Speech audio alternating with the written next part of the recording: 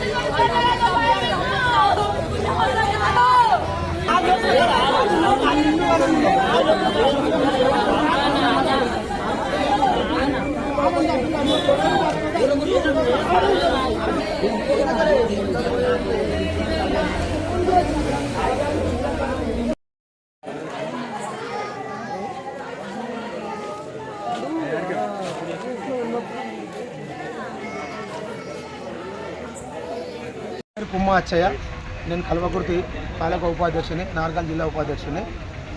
గత కొంతకాలంగా పందుల దొంగతనం జరుగుతుందని కూడా అంతా టీవీలలో చూస్తున్నాం మనం.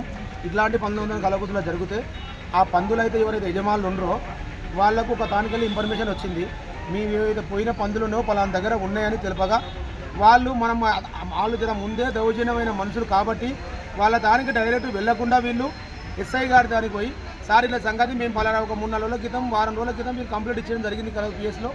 ఆ పిఎస్ను కంప్లైంట్ బేసిక్ చేసుకొని, సార్ మా పందులు పలానా తన ఒక వస్తువు వాళ్ళ తన వేరే పంపకదారులు తీసుకోపోయారు, దొంగిలించుకోపోయారు, వాళ్ళ దగ్గర ఉన్నాయని మాకు తెలిసింది సార్, మేము అక్కడికి వెళ్ళాలనుకుంటున్నాము, మా పందులను మేము గుర్తించగలనుకుంటున్నాం సార్ అంటే ఎస్ఐ గారు ఇక్కడికి వెళ్ళి కానిస్టేబుల్ పంపించడం జరిగింది. ఆ కానిస్టేబుల్ తోలుకొని అక్కడికి వెళ్ళినాక వీళ్ళ పందులు వీళ్ళు గుర్తించడం జరిగింది. గుర్తించినాక మళ్ళీ వాళ్ళు ఆ టైంలో వాళ్ళ దొడ్డి కూడా వాళ్ళు లేనప్పుడు వీళ్ళు పందులో గుర్తిస్తే ఎస్ఐ గారికి ఫోన్ చేస్తే ఎస్ఐ గారు మీ పందులు ఏవైతే ఉన్నావో మీరు గుర్తించారో అవి తీసుకొని రండి బాబు అని చెప్పడం జరిగింది. దానికి సంబంధించిన ఒక బొలెరో బండి తీసుకోవడం జరిగింది. అక్కడ మాకు జరిగిన మా ఇన్ఫర్మేషన్ ఏంటంటే వీళ్ళు వస్తే గొడవలు అవుతాయి, వీళ్ళు ఉండొద్దు ఇక్కడ, లేనిపోయిన 2 కూడా కొట్టుకుని మేమేం చేసినాం, వెళ్దంటే పిఎస్కి వెళ్ళి సార్ ఇట్లా మాకు ప్రొటెక్షన్ ఇవ్వండి, అక్కడ పోతే కొట్టుకుంటారు, లేదు పంచాయతీలు అవుతాయి, మీరు ఇస్తే మీ ద్వారా మేము గుర్తించి మా పందులు మేము తీసుకుపోతామని చెప్పడం జరిగింది. దానికి కానీ 2 కానిస్టేబుల్ రావడం జరిగింది. ఆ లోపలనే ఆ దొంగతనం మాది బయటపడదన్న వర్గం బాగా కత్తులతో దాడి చేయడం జరిగింది. ప్లాన్గా కత్తులు పెట్టుకుని ఉన్నారు. కత్తులతో జాయిన్ చేయడం, ఒక అతనికి వెన్నుపూసలుగా పొడిచిర్రు, ఒక అతను చెవు నరికిర్రు, ఒక అతను చెయ్యి నరికిర్రు, ఒక అతనికి మొత్తం పొట్టలో గిట్టలో కత్తులతో గాయాలు వేసి ఒక అతను చంపడం జరిగింది. పోలీసు వాళ్ళు ముంగల్నే నరికిరు, పోలీసు వాళ్ళు వెళ్ళే వరకు వీళ్ళని చంపేసారు. వీళ్ళు ఆల్రెడీ పందులు మావని అక్కడ ఉన్నారు కదా స్పాట్లో, వాళ్ళని చంపేసారు. ఎంతమంది చనిపోయారు? ఇప్పుడు చనిపోయింది ఒక అతను, 3కి తీవ్ర గాయాలైనాయి. ఒక అతనికి వెన్నుపూసలో పొడిచిరు, ఒక అతను చెవు మొత్తం చేతులు నరికిరు, ఒక అతను నెత్తి మొత్తం నరికిరు. ఈరోజు ఉదయం మాకు ఇన్ఫర్మేషన్ రావడం జరిగింది, ఇక్కడ మీ పందులు ఉన్నాయని కొంతమంది మాకు చెప్పారు గుర్తుపట్టి. చెప్తే మేము ఎస్ఐ గారి దగ్గరికి పోయినాము. ఎస్ఐ గారి దగ్గరికి పోయి సార్ ఇట్లా పందులు పోయాయని ఫిర్యాదు ఇవ్వడం జరిగింది. ఇచ్చిన తర్వాత సార్ కూడా ఏమన్నాడంటే, ఏ పోలీస్ స్టేషన్లో ఇచ్చారు? కలవకుర్తి పిఎస్లో ఇచ్చినాము.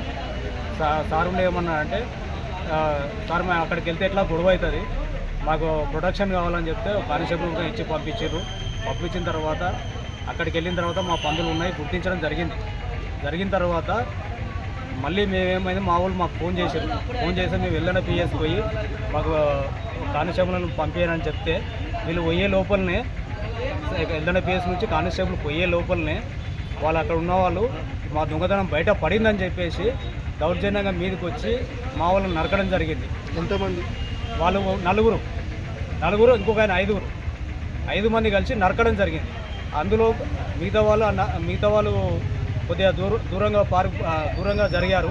ఇతను ముందర ఉన్న అతన్ని అక్కనే చంపేసారు వాళ్ళు. ఏం పెట్టి చనిపోయినాను? చనిపోయిన ఆయన బెల్లంకొండ రాముడు కత్తులతో నరికి చేతులతో గుద్ది చాలా తీవ్రంగా గాయపరిచి చంపేసారు.